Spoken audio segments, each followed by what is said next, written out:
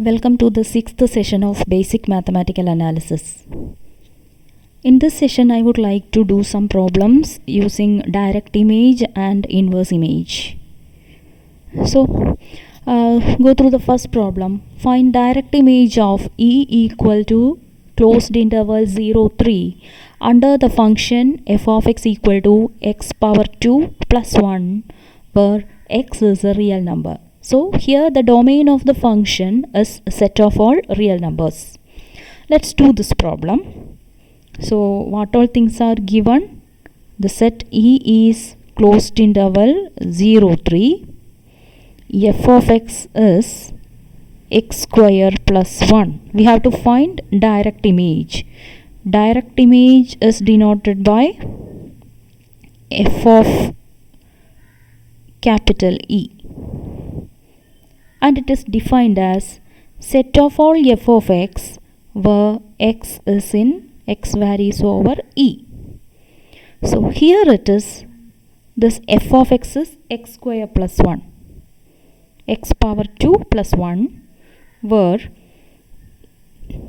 x is in 0, 3. E is 0, 3. So here x lies between 0 and 3, so that x square will lie between 0 and 9. X square plus 1 will lie between, add 1 throughout, you will get 1 and 10. X square plus 1 lies between 1 and 10. Therefore, this is nothing but interval 1, 10. This is how we are finding direct image of the function. You find the image of every element of the set E. And the collection of all such images forms direct image of E under the function f. Now, what about the second problem? We have to prove that f of A union B equal to f of A union f of B.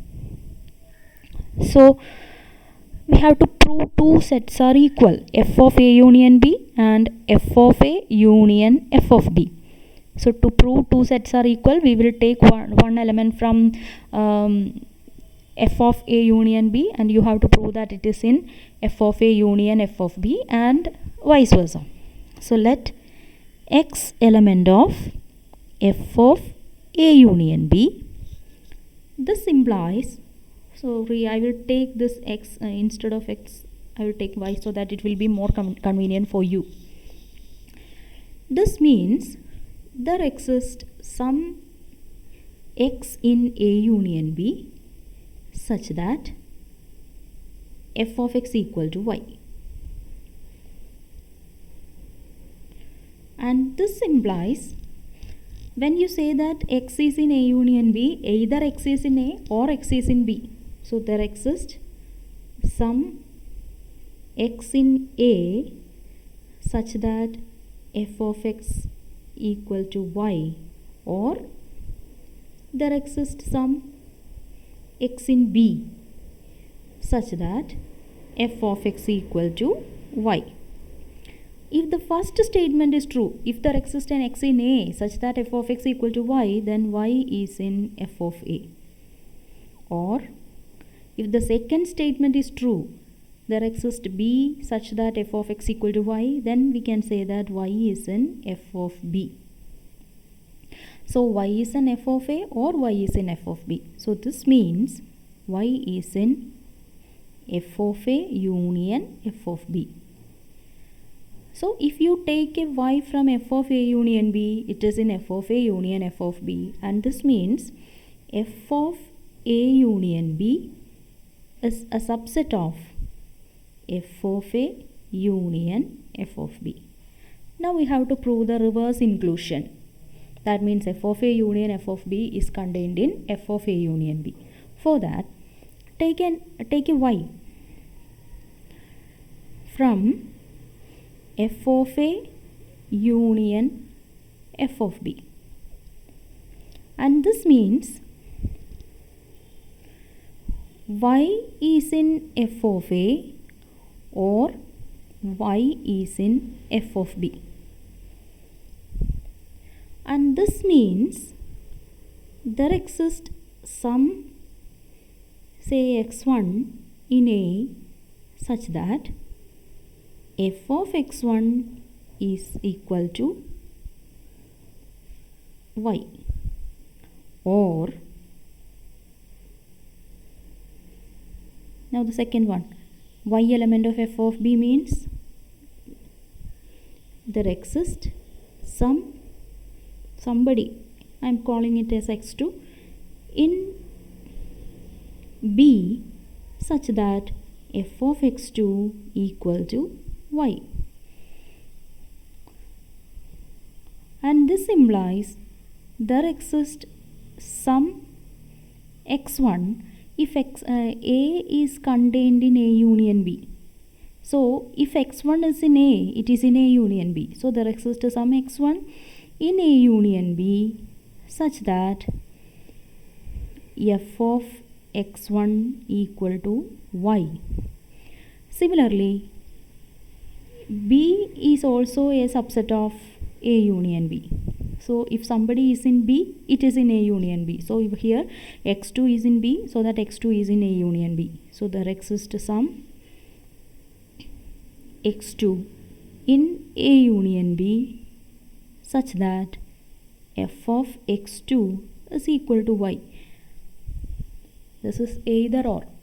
Anyway, either there is an x1 in A union B such that f of x1 equal to y, or there is some x2 in A union B such that f of x2 equal to y. This means there exists some x in A union B such that f of x equal to y. Therefore, we can say that this y is in f of A union B. So, f of A union f of B is a subset of f of A union B.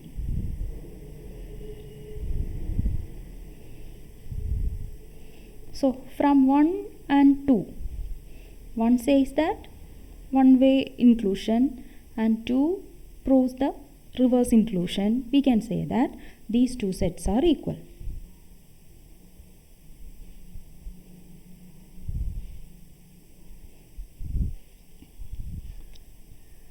Now, what about the third problem? We have to prove that f inverse of f of e not equal to e in general.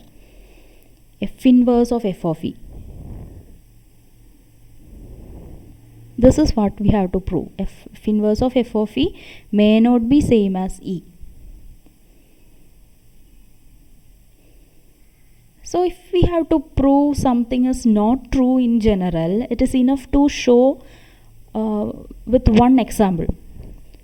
So you take one e and one function f such that these two sets are different. So here I am taking f of x equal to x power 2, where x varies over the set of all real numbers, and I am taking e as interval say 0 2. This is my e. Then what will be f of e? It is set of all f of x. Here f of x is x square, where x varies over e, x varies over 0 2. So what you have to do is find the square of set of all squares of elements of 0 2, and we know that it is equal to 0 4. Now find inverse image of this. We have to find if f inverse of f of e means f inverse of 0 4. What is meant by inverse image? This is set of all x in the domain of f such that f of x is in e. E means here 0 4. That means set of all x in R, where f of x is in, who is f of x? F of x is x square here. X square is in 0 4. Then for which real numbers its square lies in 0 4? and it is nothing but minus 2, 2, because we know that the square of any element of the set minus 2, 2 lies in 0, 4. Okay, and this is true. This is not equal to E here. E was 0, 2, and this is minus 2, 2. So F inverse of f of E may not be same as E in general. Now what about f of f inverse of E? Whether f of f inverse of E is equal to E. That's our next problem. So here also I am taking f of x equal to x square, and I am taking E as minus 2, 2. Then what will be f inverse of E? Means set of all x in R such that x square, which is f of x, is in minus 2, 2. We know that this is the function f of x equal to x square, and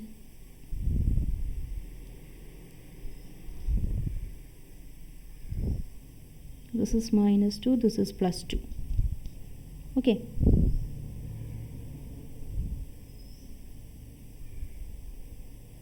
This is minus root 2.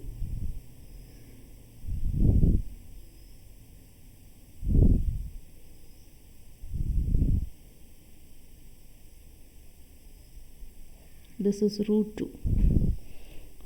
So f of x lies between minus 2 and 2. Minus 2 and 2 means we know that there is no f of x from minus 2 to 0. And all other f of x is from 0 to root 2. Sorry, 0 to 2. And just check.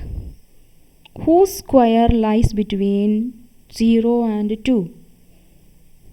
So we can see that this is minus root 2, root 2.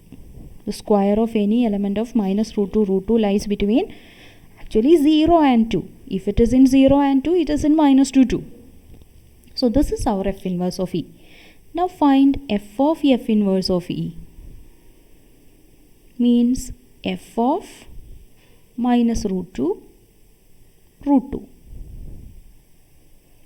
And this is set of all x square where x varies over minus root 2, root 2.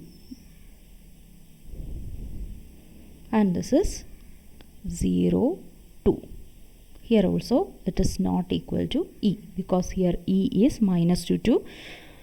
F of f inverse of E is 0, 2. Therefore, f of f inverse of E is also not equal to E in general. There are some examples for which both sets are equal, but it is not true, not equal in general.